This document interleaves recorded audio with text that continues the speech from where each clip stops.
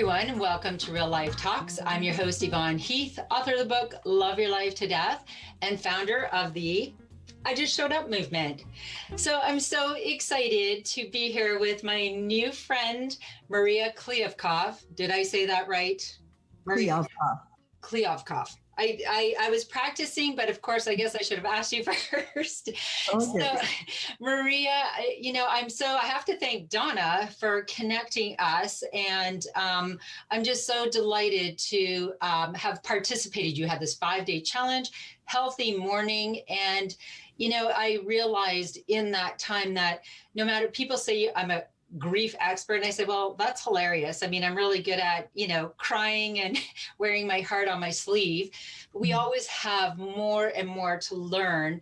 And when you had this 5-day challenge leading up to, part of your programming that you, with how you educate people and share your knowledge, I learned so much, and you just gave beautiful language to so much of our journey. And, I'm looking, the elephant in the room, the thing that I like to talk about, grief, and how we can do grief differently, because it is a part of this life's journey. And so I thank you for everything that you do. And I would love for you to share, how did you start this journey and a little bit about your background? Wow. Yeah. Well, thank you for this opportunity, and, always lovely to chat with you. How did I start this journey? Honestly, it started, I guess, when my father was dying, and I was visiting him in a nursing home. And because I went to a different city, I had all day to be with him. So I was sitting with him, and about the second or third day, the head nurse came up to me and said, listen, when you have some time, if you could just go and visit this other person.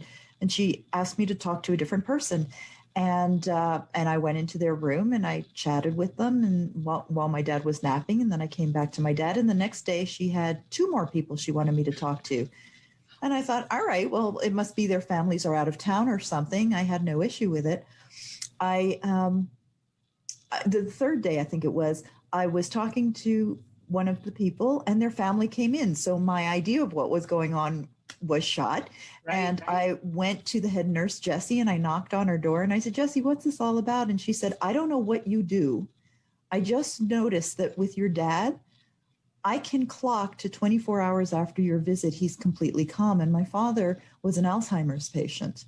And so that was really extraordinary for her. And so she was testing me without my knowing it. And she was sending me, as she explained, to her most difficult, challenging cases of the day. Wow. And consistently, they were calm for 24 hours after my visit. So that made me start to look at what I was doing and kind of explore what I was doing. 2 years after my father died, I felt this real compunction, this calling to go and to visit a hospice and to see if I could volunteer. And I discovered that where I was living at the time, there was no hospice.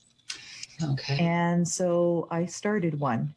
And I was founding executive director of the hospice, which meant I was learning a lot about both end of life and bereavement, and eventually the RCMP. So the RCMP in a small community is looking for any assistance to help people who are dealing with sudden grief or traumatic grief due to, traffic fatality or fentanyl, whatever. And so they came to us, the hospice, as the bereavement experts. I think we were 2 years up and running when that happened, saying that we really need somebody to lead bereavement support groups for these really complicated traumatic cases. And I knew what I didn't know. And so I decided to apply for funding to learn about it.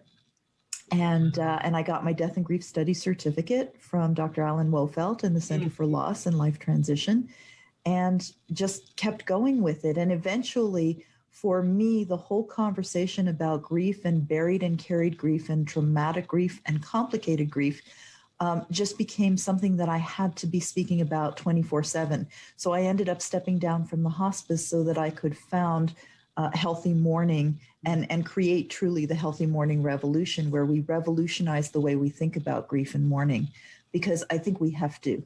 I think, and I think COVID has shown that to us more than anything, that the pandemic of buried and carried grief in this society is astronomical, and it impacts us in so many ways that we have no idea of. And it's time that we stop being so mourning phobic and grief avoidant. Oh my goodness. This is just like, I hear music and doves. I just like flying. I just love this conversation so much, because what you, first of all, wow, your journey, how extraordinary. I mean, you fell into this. You weren't looking for this. And then you created something. Oh, there's no hospice. I'm going to start one. And then you moved forward to buried and carried grief. And I just, when you were speaking to that, and when I was participating in your challenge, and like all the framework you gave us, and it just really helps. And so let's just go back and say, okay, what do you consider grief and mourning? What is the difference? Yeah, that's a big part of, I think, our challenge in society, is that we use those terms interchangeably and we think they mean the same thing. We don't define either one of them accurately. When I was studying with Dr. Wofelt, what I learned fundamentally, in the first day I was with him, and then I was just hook, line, and sinker for me, was that grief is the internal constellation of responses, thoughts, and feelings. But we think grief is sadness. Or grief is sadness because of a loss. We think grief is an emotion. I hear people all the time talking about the emotion of grief. And grief isn't an emotion. Grief is an internal constellation of emotions and thoughts and experiences that is a direct result of any loss. And it's not specific to death. It's any loss will trigger a grief response. Right. But it's internal. Mourning is what happens when we convert that internal grief to an external expression. So when we say we're mourning somebody, that's the external expression of our grief. If we don't find ways to convert our grief to mourning in healthy ways, what ends up happening is we bury and carry that grief. Grief doesn't go anywhere. And it's a huge myth that with time, grief will go away. Well, we know that doesn't work, because the symptoms of grief harden over time if we're not doing the work of converting our grief to mourning. And so when we bury and carry our grief, what we start to do is we start to lock in the symptoms of grief, and they solidify. So somebody who's been a joyful person, most of their childhood, and then all of a sudden something happens, and now they've become this angry person, and they just become angrier with every year. That is evidence of a grief symptom that got locked. Right? Oh my goodness. Absolutely. I shared so many of those kinds of stories, like in my book, in different places, and grief is our mental, physical, and emotional internal reaction, right? And so many times society's telling us to get over it. Society's telling us to get busy, and we don't want to feel those hard. It's work, right? And so we just push it away. Right. And then it becomes what you so eloquently put, buried and carried grief. And you can carry that your whole life. Yes. And it can damage you along the way. Oh, absolutely. Absolutely. Because the symptoms of grief show up in 5 different ways. So you listed 3, but they show up mentally, physically. And so physically, if we're locked down and we're bearing and carrying grief, it can show up in our physical world, and we can get very physically ill, right? So mentally, physically, socially, emotionally is the one that we all kind of know about, and spiritually, because in the midst of grief, we ask some really hard questions, and that spiritual journey is part of it. And we have spiritual symptoms of feeling spiritually isolated and having some real dark nights of the soul. Those are spiritual aspects of grief. And so we can get caught in any or all of them, right? And buried and carried grief, all buried and carried grief means is we've buried it. We haven't dealt with it. And society encourages us to do this. Like you said, Absolutely. Society gives us the buck up, move on messages. Society gives us 2 weeks to be with the grief and then go on. and which is just ridiculous. Yes. And society expects us to be the same person we were before. When are you going to be that person again? And so many of us think that we're supposed to be doing that. And the messages of society, you know, we have to bring closure. We have to say goodbye. The funeral happened. Why are you still sad? These kind of messages, when our insides are bleeding, we are bleeding on the inside. And so we think we're doing it wrong, as opposed to understanding, no, society has it wrong. Absolutely. Absolutely. But, you know, here's the thing is, why would we know, right? We do not have these conversations. We have not normalized these conversations. And that's what you are doing. That's what I am doing. Let's normalize these conversations so we understand how we can do grief better, how we can better support ourselves and one another, how we can understand there is no timeline for grief. And there's much to be learned. Why wouldn't this should be something that we teach in schools, normalize at home, like children grieve and, you know, and they bury it and they carry it, and adults don't know how to do it themselves. So they can't teach children. Children actually do it better than adults do. And I'll tell you why, because children haven't been socialized to do it differently. So unless an adult starts interfering with what a child is doing, the child can actually lead the way, because the child is following their internal reactions, their natural normal responses. They know how to approach it. They know how and when to dose it. So dosing simply means I can't be with this anymore. I need to step away. I need to distract.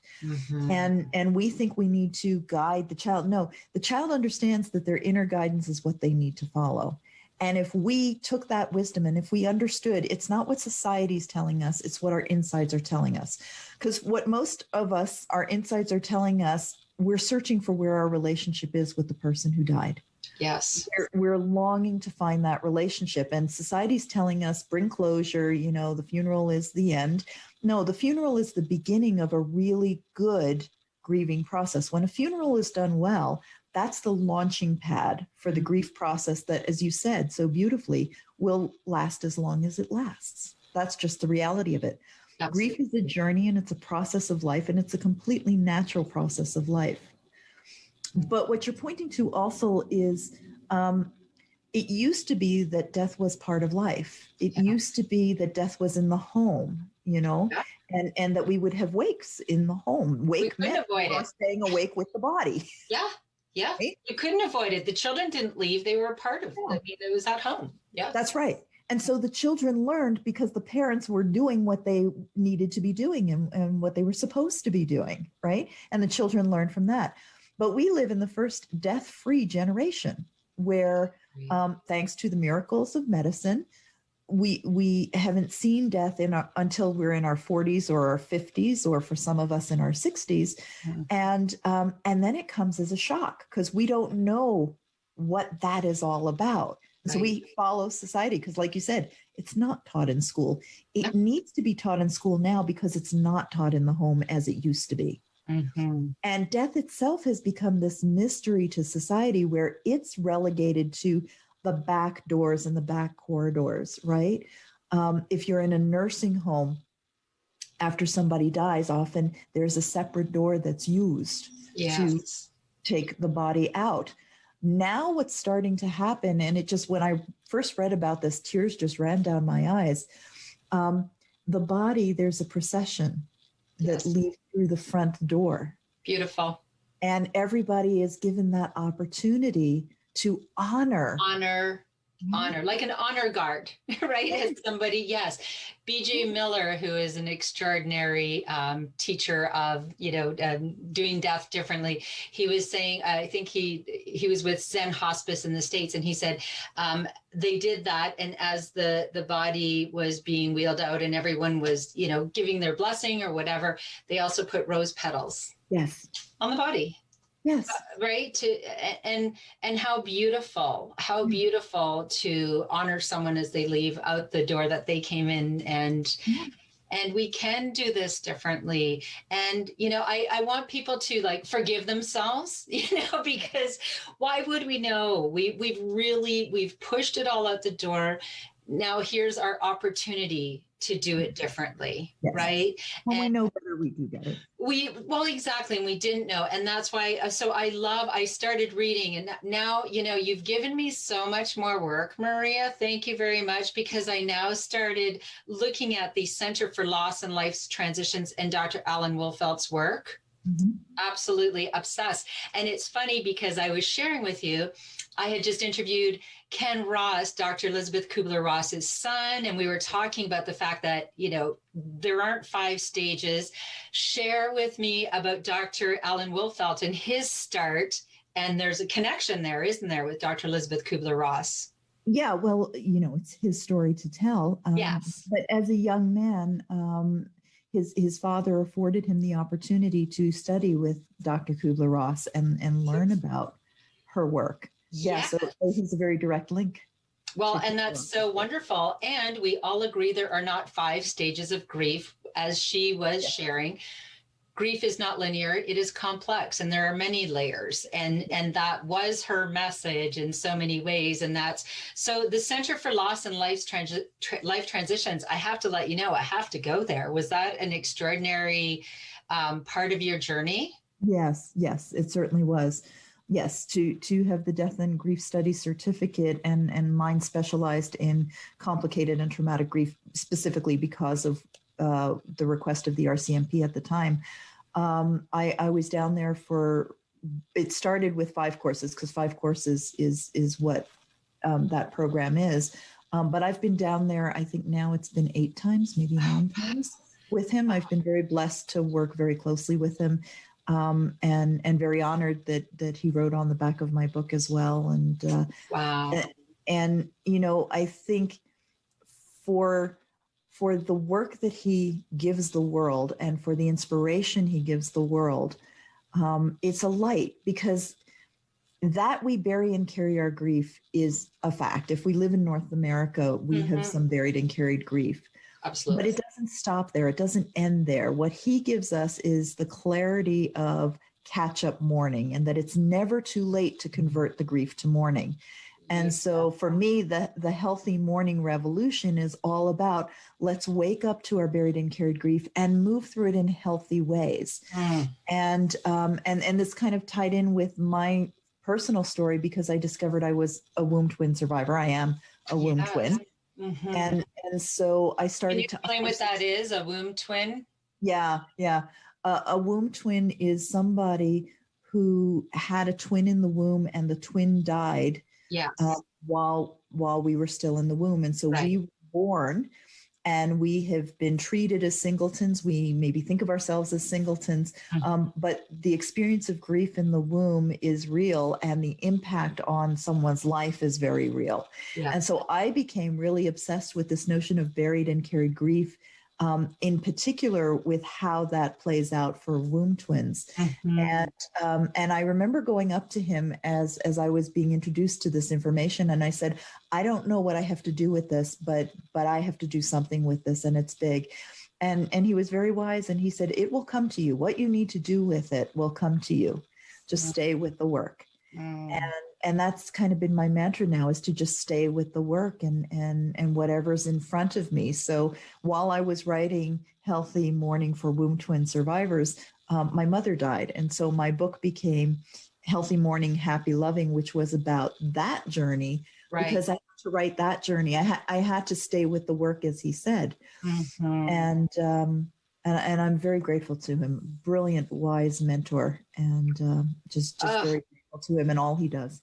So I have to say, and I'm going to show this book here, Healthy Mourning, Happy Loving. So I'm going to tell you, Maria, the only problem I have with your book is that I highlight things that are meaningful.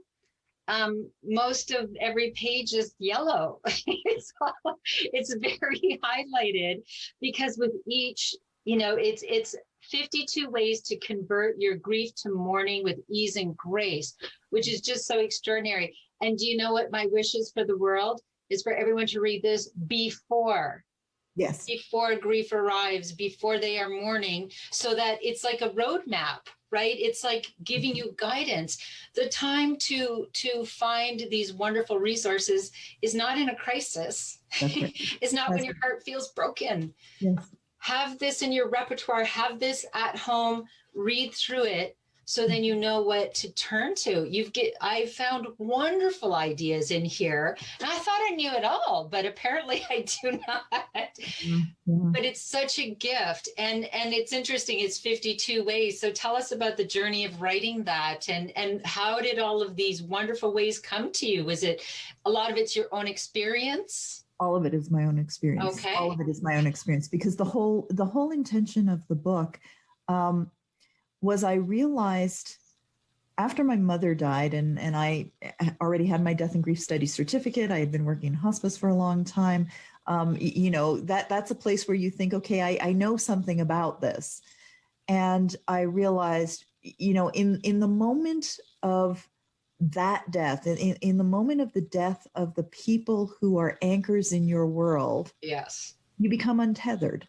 Yes. And that became a word that I didn't even discover until many months after my mother died. I was getting on a plane. I was talking about this just yesterday. I was getting on a plane to travel to Europe, and everything seemed to be getting in my way of getting on this plane. Mm-hmm. And I got on the plane and I had just a flat out panic attack. And as we were taxiing the runway, I realized I felt completely untethered to the earth. There was nothing to keep me there anymore. And when you feel that, when you experience that, so how do you work with that in that moment? How do you work with that panic attack in that moment on that plane? Mm-hmm. And I write about that in the book. But the way I write the book was intended to be a resource, and it was intended to be a resource for somebody who's going through grief brain.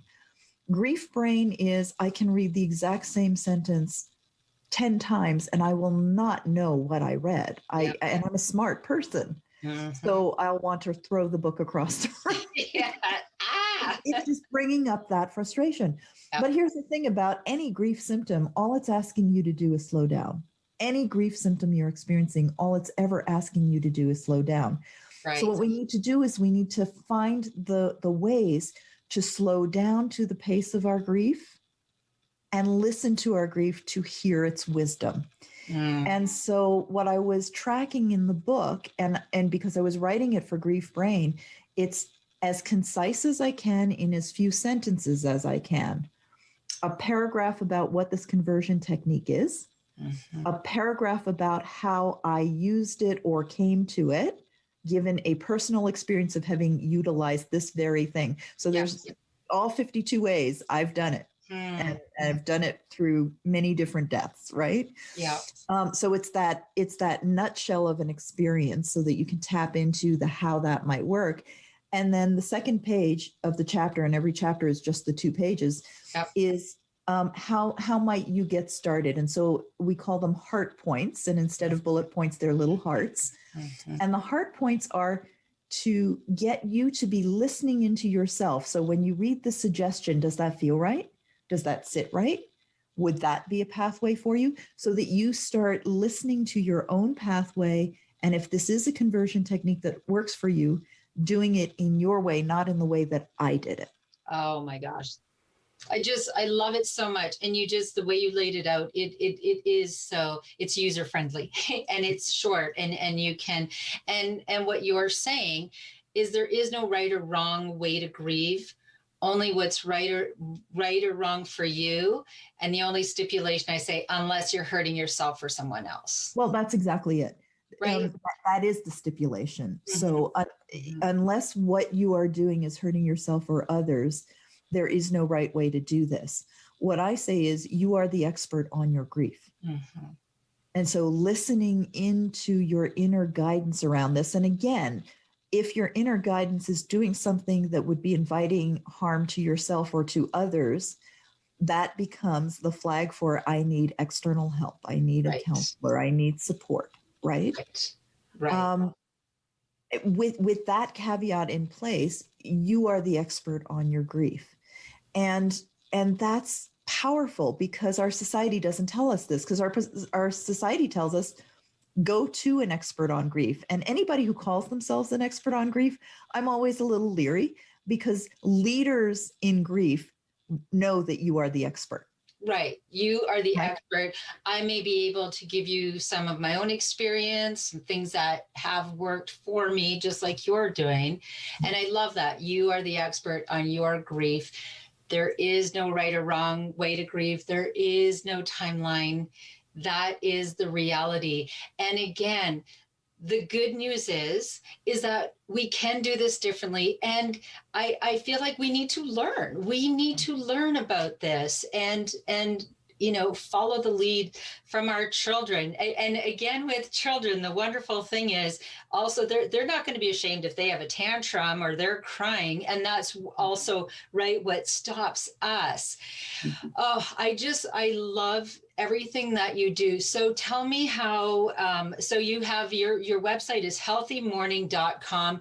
What resources can people find there? And of course they can connect with you there. Yeah, whole bunches of resources. And thank you for bringing that up. Yeah, so it's Healthy Morning, MOURNING, because I've had people spell that. And healthymorning.com gets you to links with my YouTube channel, Healthy Morning Channel, to the podcast, which is Healthy Morning Revolution Radio. It gets you to sign up for the Healthy Morning Revolution live launch, which is the 5-day program that you're talking about. Yes, it's so great. Free. Yes. It's completely free, because it really is about get this information out there, make sure people know and understand and learn. So you can register for the next one, which is coming up on March 22nd, I believe. And you can also do a discovery call with me, and you can schedule a call with me. So all of the resources are there, and the link to how to get the book is there as well. So everything is there. Oh, do you see? I knew this would fly by. Maria, thank you for all that you are doing to help people understand how to convert grief to mourning and further to healing, finding joy in their lives again. Healthymorning.com. Everyone needs to connect with Maria. Thank you so much. Thank you. And thank you for all you do. Thank you. So thanks so much for joining us on Real Life Talks. This is about learning how to just show up for ourselves and each other, and sometimes having challenging conversations, but they can be life-changing conversations like the one today. So my call to action, as always, if you want to live life to the fullest, plan your life, plan your death, and then just love your life to death. And always bring your own tambourine to the party. Bye for now.